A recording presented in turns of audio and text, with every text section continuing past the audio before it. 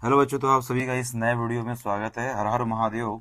और जैसा कि आप देख सकते हैं, ये अर्थमेटिक प्रोग्रेशन आज मैं पढ़ाने जा रहा हूँ। और एनसीईआरटी का क्वेश्चन नंबर 5 है अर्थमेटिक प्रोग्रेशन से 5.3 से। ठीक है, तो क्वेश्चन नंबर 5 में जो लिखा हुआ है, देखिए इसमें लिखा हुआ है फर्स्ट टर्म, मतलब अर्थमेटिक प्रोग्रेशन है। अर्थमेटिक प्रोग्रेशन का फर्स्ट टर्म दिया हुआ है। Question number 5.3 NCERT. ठीक है, तो ये एनसीईआरटी हो गया। और क्वेश्चन में जो लिखा हुआ है, इसका फर्स्ट टर्म एपी दिया हुआ है। मतलब एपी का जो फर्स्ट टर्म है, क्या है वो 5 है। तो जो फर्स्ट टर्म वो कितना है, वो 5 है। और इसका जो लास्ट टर्म है, तो last term is equal to T N is equal to L होता है। तो क्या लिखते हैं इसको, ए एन भी लिखते हैं, टी एन भी लिखते हैं और एल भी लिखते हैं। ये क्या होता है, लास्ट टर्म के बराबर होता है। बात समझ में आ रही है। तो लास्ट टर्म की जो वैल्यू वो कितनी दी हुई है, 45 दी रखी है। लास्ट टर्म की जो वैल्यू है वो कितना दे रखी है, तो 5 दे रखी है।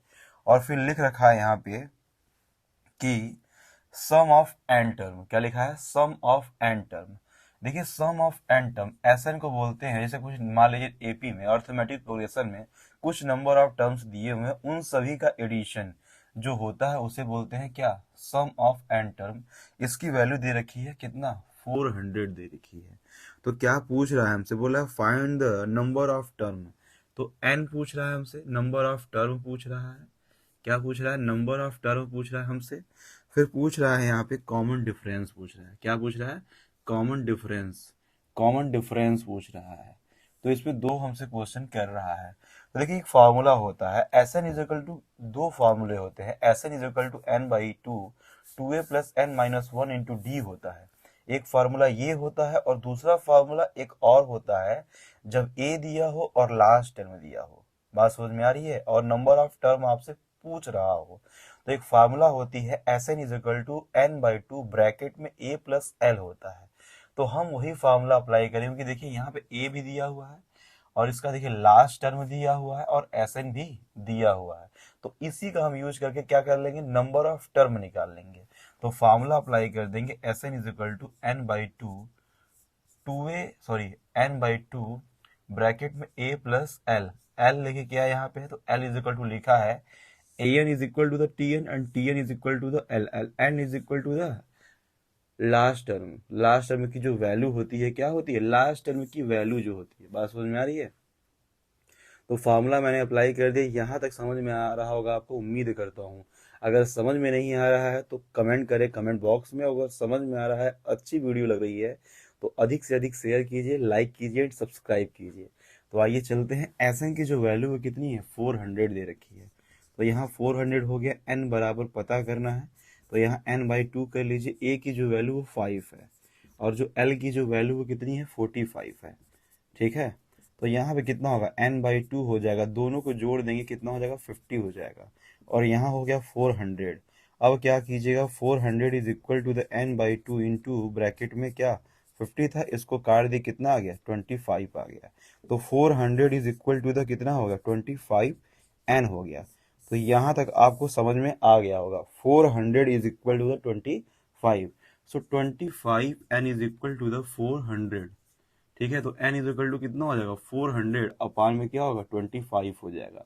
इस 400 को आप क्या ले सकते हैं, तो इसको ले सकते हैं 100 प्लस 100 इंटू 4 ले सकते हैं अपान में 25। देखिए 400 जो होता है वो 100 इंटू 4 करेंगे तो 400 आ जाएगा।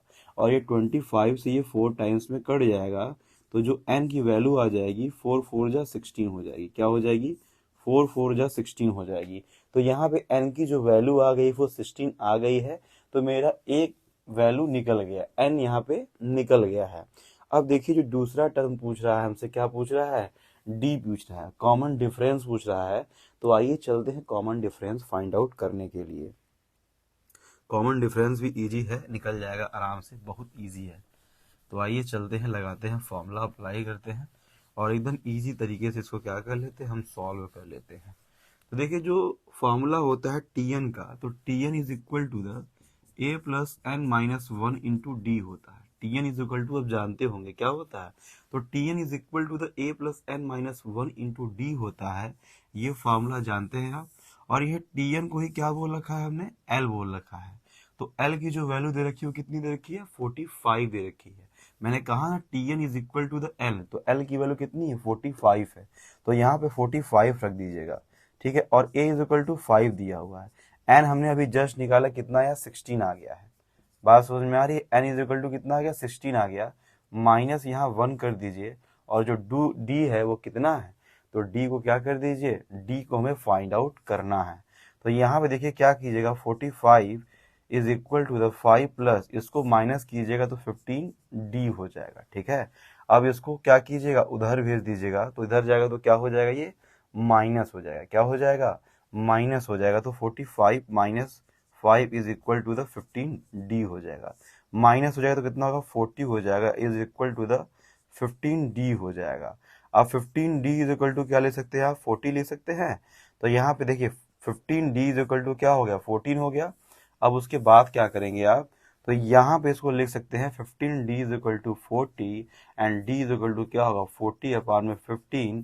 5 से ऊंचे 5 से नीचे डिवाइड कर दीजिए, तो डिवाइड करने पे जो वैल्यू आएगी वो क्या आ जाएगी, तो 5 8 जा 40 और 5 3 जा 15 हो जाएगा। तो यहाँ तक समझता हूँ कि आपको बहुत अच्छे से समझ में आया होगा, और समझ में आया है तो प्लीज़ वीडियो को शेयर करें, सब्सक्राइब करें, कमेंट करें एंड लाइक करें बच्चों।